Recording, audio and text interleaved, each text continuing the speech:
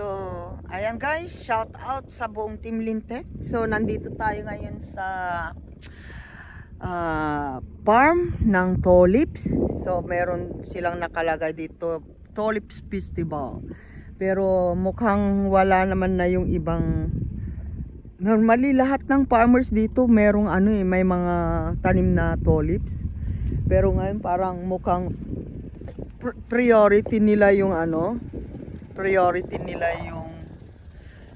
grass para sa baka. So hindi tayo makaano dun kasi may kanal na maliit dyan. So yan, may mga wildflowers din tayo dito. So ayan guys, hekta-hektaryang tulips yung nandito. So yan, i-zoom natin. Wala na, hanggang dyan na lang. So may iba't ibang kulay. So ito yellow, pero ito hindi pa umuusbong lahat. So mga baby pa. So meron ditong yan, ang ganda ng pagka red. Yun ang kulay ni Lintek, red color. Ayan. Diba? So walang hindi ako makalundag dun Dapat naglalagay sila ng pero maganda yung ganyan kasi pagka mapupuntahan yun, sa bagay pwede tayo magpa-picture sa gitna, di ba? So yan, puro red naman ito. Grabe, hanggang dun sa dulong dulo. Kita nyo guys yan, no? Grabe, ang ganda ng tulips. So, kaway-kaway sa mga flower lover dyan. Mga, mantakin nyo yung isang piraso niyan sa Philippines is 275 pesos ba? 300 pesos. Pagka Valentine's. Pero dito guys, ayan hekta-hektarya. Nakita nyo yan hanggang dun. Pero meron pang ibang lugar. Pero ito kasi yung madadaanan ko. So, kinuhanan na natin. Normally kasi hanggang dun yung nakikita yung green na yan. Puro tulips yan. Pero ngayon ay mas priority yata nila ngayon yung grass. Para sa pagkain ng mga baka. Yan. Kung sa Pilipinas, wala tayong sasayanging farm. Puro bigas yan. Dito, priority nila, tinatanim nila yung grass. Yan, damo. Yan, ito naman, yellow-red. Oh, di ba ang ganda? Hindi kasi tayo makapunta dun Pwede tayo doon pa sa dulo dun. Ayan oh, di ba ang ganda? Ayan po guys, yung ating mga tulips hanggang dun. Napakalayo. Ayan. So, pupunta tayo sa iba't ibang lugar pa. Okay? Shoutout sa buong Team Lintek, sa ating mga super chatters, super goal, mga member guys. Thank you so much sa pag-love kay Lintek. Shoutout sa buong Team Lintek. I love you all. Ayan guys, nandito tayo sa bandang Orc. So, ayan. Ang ganda ng windmill. Ayan. Tapos, ayun yung bridge. Doon yung bridge from going to Lilystad. Doon ako dumaan. So, ayan. Hekta-hektar yung tulips na naman ito guys. Nakita nyo yan. Yan.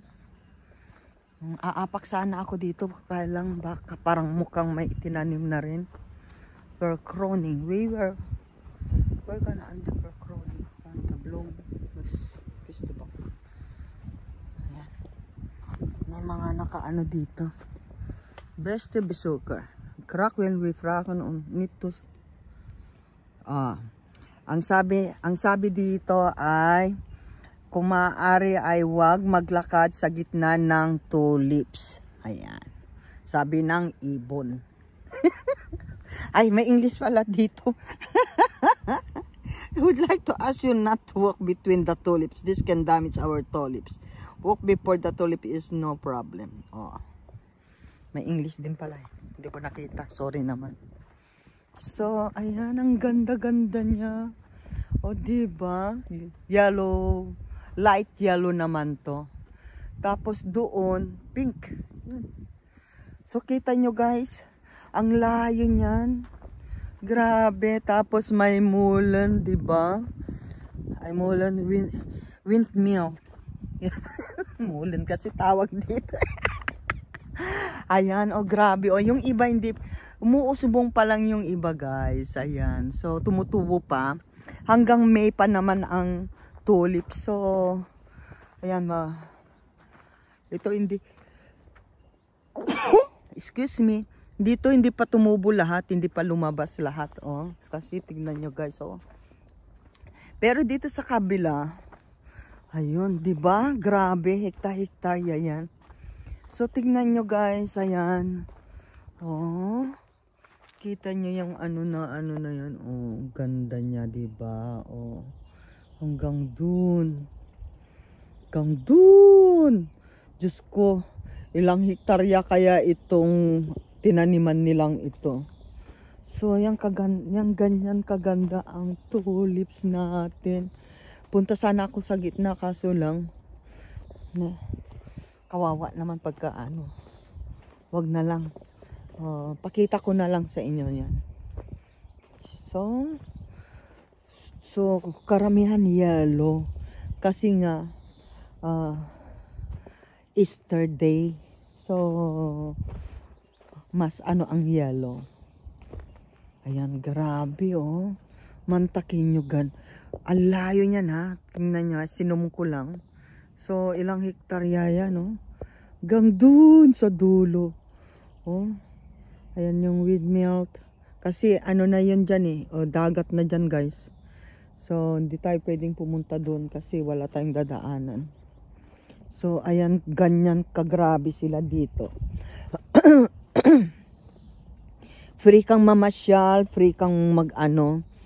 Meron din ano sa Cook and Hope, kaya lang magbabayad ka dun ng entrance. Pero may mga design. Pero dito, direct ka sa farmers. So, yan guys.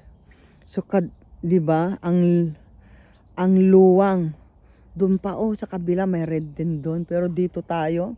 So, ito, hindi pa nag-uumpisa. Ay, lumalabas pa lang. Ito, red din siya. So, kung nakikita yung green na yan, wala pa. Mangilan-ngilan pa lang yung lumalabas. Ayan. Pero magiging ganyan din, katulad ng yellow. So, dito kasi malapit ako dito. Nasa 30 kilometers away from my house. So, mga 15 minutes drive lang naman. Pero malayo rin yan 30 kilometers. No? Ayan. Kita.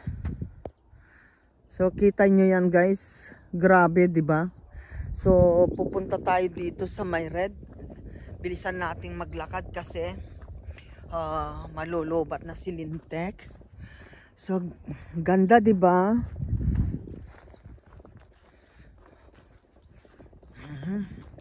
Ayan yung violet naman ito, di ba? Gandang, grabe. Tignan natin kung pwedeng mag-ano si Lintek, natin para meron naman akong picture.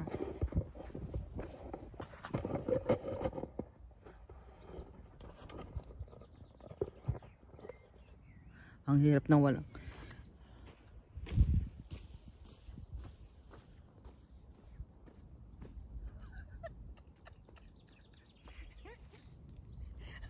kita nyo ako guys.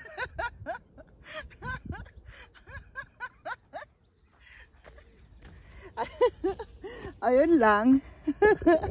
O diba? Ayan, shout out sa buong Team Lintik guys. Gumagawa talaga tayo ng parang para makita lang yung pagmumukha natin sa video. So ayan, ang ganda. So thank you so much sa lahat ng ating mga viewers. Ayan, road to 35k na si Lintik. Thank you sa lahat ng ating mga subscriber. Ayan, sa buong Team Lintik, sa ating mga bisita gabi-gabi. Thank you so much. Ayan, nakakulay pala ng damit ko yung flowers.